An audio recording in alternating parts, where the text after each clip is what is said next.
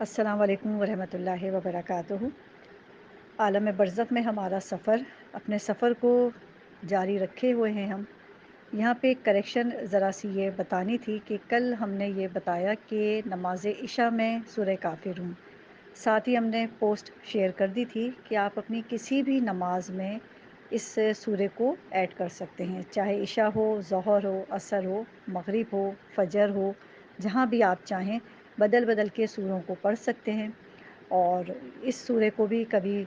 جو ہے عشاء میں پڑھ لیں، کبھی ظہر میں، کبھی عصر میں، کبھی فجر میں۔ انشاءاللہ ہم سوروں کی فضیلت بھی نمازوں کے حوالے سے کہ کس نماز میں کس سورے کی فضیلت اور کس سورے کی کیا اہمیت ہے اور وہ کیا کیا فوائد دلواتا ہے، اس پہ بھی بات کریں گے۔ تو عالم برزخ میں ہمارا سفر ہے اور ہم اپنے علم دوست کے ساتھ ہیں، اور ہم نے اس سے یہی معلوم کیا کہ ہم یہ جو سورہ، اس سورے کی تلاوت کرتے تھے، جیسے ہم عشاء کی نماز میں کرتے تھے، اس کی تلاوت ہم نے سوروں کو سیٹ کیا ہوا تھا کہ کس نماز میں ہمیں کون سا سورہ پڑھنا ہے۔ تو ہم نے عشاء کی نماز میں اس کو سیٹ کیا تھا، اور ہم اپنے علم دوست سے یہی بات کرتے ہوئے جا رہے تھے کہ پہلے ہمیں بھی بہت سی چیزوں کی معلومات نہیں تھی، بہت زیادہ واجبات کی، اور جیسے حجاب کے حوالے سے کہ ہمیں اتنا سب نہیں معلوم تھا کہ بالکل سر کے جو ہے بال، ایک بال نظر نہیں آنا چاہیے، نامحرم کے سامنے ہمارا پیر ظاہر نہیں ہونا چاہیے، جو پیر کا ہمارا اوپری حصہ ہے، اور اگر ہاتھوں پہ ہمارے مہندی لگی ہے، نیل پالش لگی ہے، تو اسے بھی ہمیں چھپانا ہے یا پھر نہیں لگانا، کہ اگر ہم چھپا نہیں سکتے۔ تو بہت سے ہمیں بھی مسائل واجبات کے نہیں معلوم تھے کہ ان کے کیا کیا عذاب ہیں، کیا کیا گناہ ہیں۔ جب ہم ایسی گھاٹیوں پہ پہنچیں گے کہ جو عذاب کی اور سخت ترین گھاٹیاں ہیں،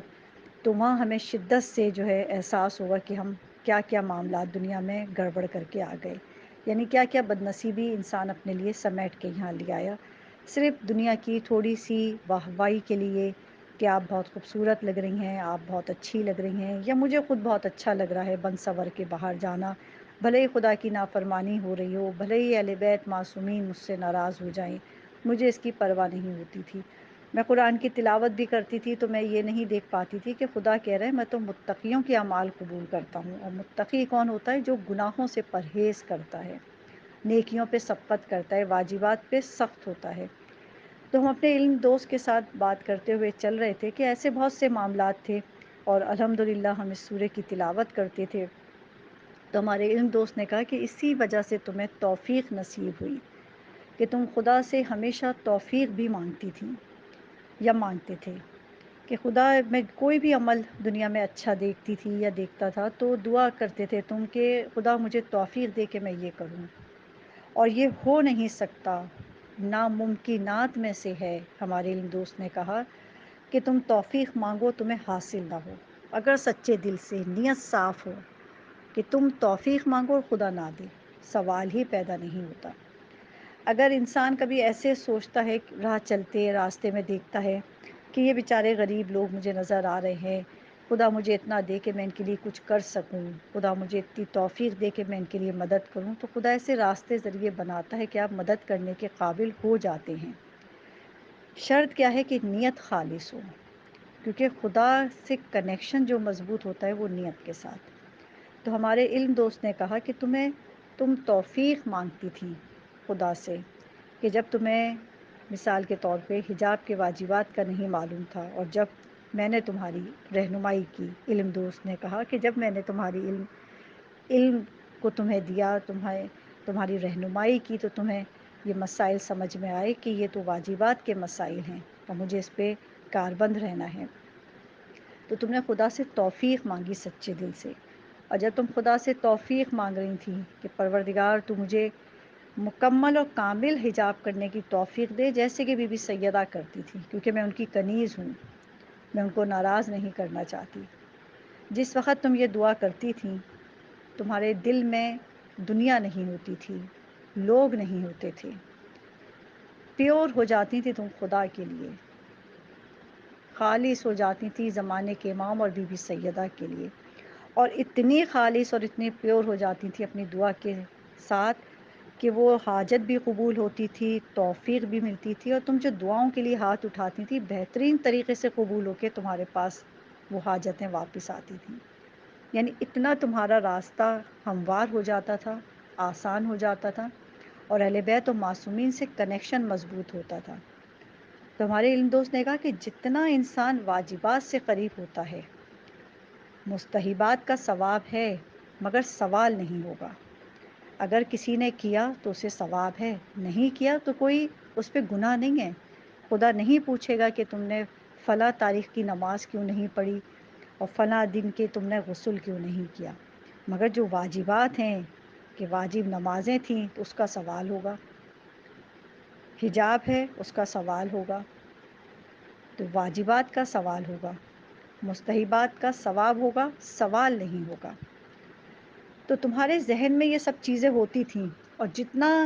واجبات سے تم قریب ہوتی گئیں، خدا سے نزدیک ہوتی گئیں، اتنا کنیکشن مضبوط ہوتا گیا کہ جیسے کہ تمہیں کبھی دنیا میں کسی کے پاس جانا ہو، کوئی بڑی سورس لگانی ہو تو وہ بندہ تمہارے سامنے حاضر ہو اور کوئی سورس کی ضرورت ہی نہ ہو، ڈائریکٹلی تمہارا کام ہو جائے۔ اس طرح تم نے اپنے آپ کو پیور کیا کہ تم نے خدا سے توفیق مانگی۔ پھر ہمارے عمل دوست نے کہا کہ جب تم خدا سے توفیق مانگتی تھی تو میں تمہارا جو ہے ساتھ دیتا تھا۔ عمل نے جو ہے ہمیں بتایا کہ میں تمہارا ساتھ دیتا تھا عمل کرنے کے لیے، تمہیں ایک قدم خدا کی طرف بڑھاتا تھا تاکہ تمہاری مشکل آسان ہو، تم دنیا کے پریشر سے نکل کے واجبات کی طرف آؤ۔ تو ہمارے علم دوست نے کہا کہ توفیق خدا یہی ہوتی ہے کہ جو بھی واجب عمل انسان کو مشکل لگتا ہے خدا اس کو آسان کر دیتا ہے۔ تو ہم یہ سب بات کرتے ہوئے آگے چل رہے تھے اور خدا کا شکر ادا کر رہے تھے کہ ہم جب کبھی کوئی نیک عمل کسی کو کرتے ہوئے دیکھتے تھے تو خدا سے توفیق ضرور طلب کرتے تھے کہ خدا مجھے بھی توفیق دے کہ میں یہ کروں، میں اس عمل کو کر سکوں، مجھے بھی تو اتنی توفیق دے۔ اب جو ہم اپنا سفر کرتے ہوئے چل رہے ہیں تو ہم دیکھ رہے ہیں کہ کچھ ہمارے اوپر یہ چیز غالب آ رہی تھی کہ ہم نے اپنی زندگی اس طریقے کے معاملات میں گزاری کہ ہمیں اس وقت بہت زیادہ نمازوں کا خیال نہیں تھا، بہت زیادہ حجاب کا خیال نہیں تھا، غیبت تھی، جھوٹ، چغل خوری، جو بھی دنیا میں آپ دیکھیں عام یہ جو چیزیں ہیں جن کو گناہ سمجھا ہی نہیں جاتا، عالم برزخ میں جا کے معلوم ہو رہا ہے کہ یہ تو بہت شدید گناہ ہیں اور ان کی شکلیں موجود ہیں یہاں پہ جہالت کے حوالے سے۔ جب یہ گھاٹیاں آئیں گی تو یہ گناہ کس طریقے سے اذیت اور تکلیف دیں گے ہمیں۔ تو ہم اس سوچ بچار میں چل رہے تھے تو ہمارے علم دوست نے ہمیں دیکھا کہ ہماری کیفیت ایسی ہو رہی ہے کہ جیسے گنہگار کی کیفیت ہوتی ہے، کہ ہم بہت ہی نادم ہونے لگے، سر جھکانے لگے اور چلنا شروع کیا کہ کاش ہمیں پہلے ان چیزوں کی جو ہے رہنمائی ہو جاتی، کاش ہم نے پہلے توفیق مانگی ہوتی۔ تو ہمارے علم دوست نے پھر ہماری مدد کی اور ہمارے عمل دوست سے کہا کہ اس وقت تمہارا یہ فرض ہے کہ اس وقت جو تمہارے دوست کی کیفیت ہے تم اسے اس سے باہر نکالو اور اسے خوش کرو۔ تو ہمارے عمل دوست نے کہا کہ چلو میں تمہیں تمہارے دنیا کا ایک ایسا عمل اس وقت یاد دلاتا ہوں کہ جو تمہارے لیے راحت کا باعث بنے گا، اور وہ عمل یہ ہے کہ جو بھی مومن یہ کرتا ہے اس کی جو ہے مغفرت ہو جاتی ہے، رسول خدا کا فرمان ہے۔ تو ہم بہت خوش ہوئے اور ہم نے عمل کی طرف دیکھا اور کہا کہ کیا ایسا عمل ہے دنیا میں کہ مغفرت کو جو ہے ہم محسوس کریں، ہماری مغفرت ہو جائے، یعنی جو ہم اس وقت ایک جیسے ہی ہم نے گناہ کا سوچا ہماری کیفیت پہ ایک بوجھ آنے لگا۔ دیکھیں جو صاحبان ایمان ہیں، جو نیکیوں پہ سبقت لے جاتے ہیں، جو واجبات پہ عمل کرنا چاہتے ہیں خالص طریقے سے، جب وہ ان سے گناہ ہوتا ہے تو ان کی طبیعت میں بوجھ آ جاتا ہے، بھلے ہی وہ کتنا استغفار کر لیں، صدقہ دیں، مگر انہیں ایک طبیعت پہ بوجھ، بھاری پن محسوس ہوتا ہے، طبیعت ان کی گری گری ہو جاتی ہے۔ دنیا میں بھی دیکھیں، آپ لوگوں نے سب نے یہ محسوس کیا ہوگا کہ کبھی ہم کسی کے پاس بیٹھیں، غیبت ہو گئی، چغل خوری ہو گئی، کوئی ایسا معاملہ ہو، طبیعت ایک دم بھاری ہو جاتی ہے، گری گری سی ہو جاتی ہے، اور کہیں دینی بات ہو رہی ہو، حکمت کی باتیں ہوں، احادیث بیان ہو تو کیسی فریش طبیعت ہو جاتی ہے۔ تو ہم فوراً اس وقت اس کیفیت میں آئے کہ فریش فیل کرنے لگے۔ ہم نے کہا کیا وہ ایسا عمل ہے کہ جس سے ہمارے یہ جو ہم کیفیت میں بھاری پن میں ہیں گناہ کا سوچ کے ہمیں اس میں راحت ملے۔ تو ہمارے عمل دوست نے کہا کہ یہ وہ تمہارا ایک عمل ہے کہ جس کو تم بہت معمولی سمجھتی تھی دنیا میں، اور وہ یہ تھا کہ جب کوئی تمہارے گھر مہمان آتا تھا تو تم اس کے لیے تکیہ